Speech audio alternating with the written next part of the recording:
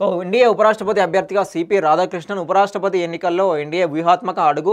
మహారాష్ట్ర గవర్నర్గా సేవలందిస్తున్న రాధాకృష్ణన్ పేరు ఖరారు. రాధాకృష్ణన్ ఎంపికలో అనేక రాజకీయ లెక్కలు ఉన్నాయని ప్రచారం. తమిళనాడుతో పాటు మొత్తం దక్షిణాదిని ఆకర్షించాలనే బీజేపీ నిర్ణయమట.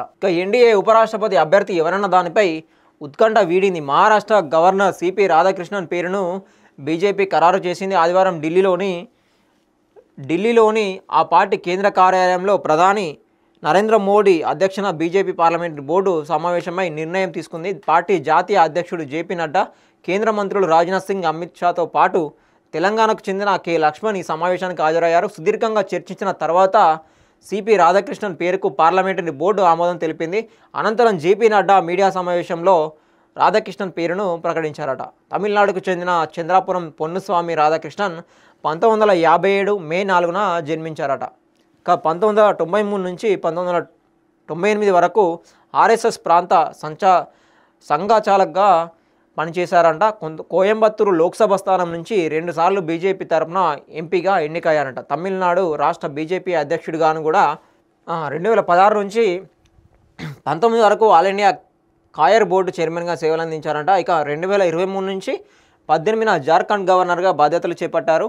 ఇక 2024 మార్చి 19 నుంచి జూలై 31 వరకు తెలంగాణ గవర్నర్గా, పుదుచ్చేరి లెఫ్టినెంట్ గవర్నర్గా అదనపు బాధ్యతలు నిర్వర్తించారంట. ఇక 2024 జూలై 27న మహారాష్ట్ర గవర్నర్గా నియమితులై కొనసాగుతూ ఉన్నారు. ఇక ధన్ఖడ్ అనూహ్య రాజీనామాతో 2028లో ఉపరాష్ట్రపతిగా బాధ్యతలు స్వీకరించిన జగదీప్ ధన్ఖడ్ అనారోగ్య కారణాలు చూపుతూ ఈ ఏడాది జూలై 21న అనూహ్యంగా పదవికి రాజీనామా చేయడంతో ఎన్నిక అనివార్యమైంది. ఈ నేపథ్యంలో కేంద్ర ఎన్నికల సంఘం ఉపరాష్ట్రపతి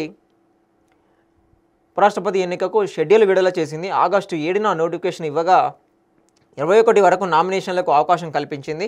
సెప్టెంబర్ 9న పోలింగ్ జరగనుంది. ఈ నేపథ్యంలో ప్రధాని మోడీ ప్రకటించిన అభ్యర్థికే తమ మద్దతు అని, అభ్యర్థి ఎవరనేది ఆయన అభిష్టమే అని ఎన్డీఏ భాగస్వామ్య పక్షాలు ప్రకటించాయట. ఈ నెల 6న జరిగిన సమావేశంలో టీడీపీ సహా కీలక భాగస్వామ్య పక్షాలన్నీ ఈ మేరకు ప్రకటనలు చేశాయి. అయితే 2026లో తమిళనాడు అసెంబ్లీ ఎన్నికలు జరగనున్న నేపథ్యంలో అదే రాష్ట్రానికి చెందిన సిపి రాధాకృష్ణన్ను ఉపరాష్ట్రపతి అభ్యర్థిగా బీజేపీ ప్రకటించడం ప్రాధాన్యం సంతరించుకుంది. రాధాకృష్ణ అభ్యర్థిత్వానికి ప్రతిపక్ష పార్టీల నుంచి కూడా మద్దతు లభిస్తుందని బీజేపీ భావిస్తోంది.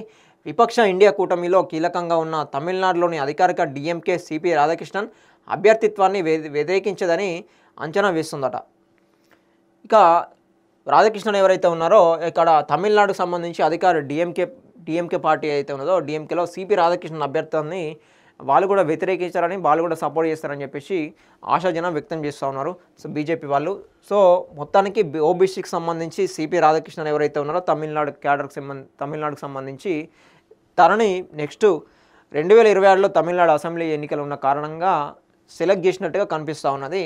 దాంట్లో భాగంగానే అక్కడ బీజేపీ తీసుకురావడం కోసమే ఇతన్ని సెలెక్ట్ చేసినట్టుగా కనిపిస్తూ ఉన్నది. మరి విపక్షాల నుంచి కూడా తిను ఓబీసీ కాబట్టి, అటు తమిళనాడు క్యాడర్ కాబట్టి, తమిళనాడులో ఉన్న పార్టీ నేతలు కూడా కావచ్చు, ఇటు చంద్రబాబు టీడీపీ పార్టీ కూడా అలియన్స్ ఉంది కాబట్టి ఇటు వీళ్ళు కూడా సపోర్ట్ చేసే అవకాశం ఉన్నది. అదేవిధంగా హైకమాండ్ నిర్ణయించిన మేరకు హైకమాండ్ ఏ పేరైతే ప్రకటిస్తుందో మ్యాక్సిమం ఆ పేరే ఖరారు అయిపోతుంది. సో అట్లా రాధాకృష్ణన్ గారు కూడా అధికారికంగా ఖరారైనట్టుగా మనకు కనబడుతూ ఉన్నది. మొత్తానికైతే సిపి రాధాకృష్ణన్ గారు ఉపరాష్ట్రపతిగా కాబోతూ ఉన్నారని మనం అర్థం చేసుకోవచ్చు. ఇంకా చంద్రబాబు కూడా శుభాకాంక్షలు చెప్పారు, రామచంద్రరావు కూడా హర్షం వ్యక్తం చేశారు. ఇక ఎన్డీఏ ఉపరాష్ట్రపతి అభ్యర్థిగా సిపి రాధాకృష్ణన్ను ఎంపిక చేయడం పట్ల బీజేపీ తెలంగాణ రాష్ట్ర శాఖ హర్షం వ్యక్తం చేసింది. సుదీర్ఘ అనుభవం కలిగిన రాధాకృష్ణన్ ఉపరాష్ట్రపతిగా అందరి మన్ననలు పొందుతారని రాష్ట్ర బీజేపీ అధ్యక్షుడు ఎన్ రామచంద్రరావు ఒక ప్రకటనలో పేర్కొన్నారు. ఉపరాష్ట్రపతి అభ్యర్థిగా ఎన్డీఏ తరపున ఎంపికైన సిపి రాధాకృష్ణన్కు ఆంధ్రప్రదేశ్ ముఖ్యమంత్రి చంద్రబాబు శుభాకాంక్షలు తెలిపారట. ఇక సీనియర్ రాజనీతిజ్ఞుడు, సుదీర్ఘకాలం దేశానికి సేవలు అందించిన గౌరవప్రదమైన నాయకుడు ఆయన సిపి రాధాకృష్ణ ఉపరాష్ట్రపతిగా నామినేషన్ వేయడాన్ని హృదయపూర్వకంగా స్వాగతిస్తున్నట్లు పేర్కొన్నారట.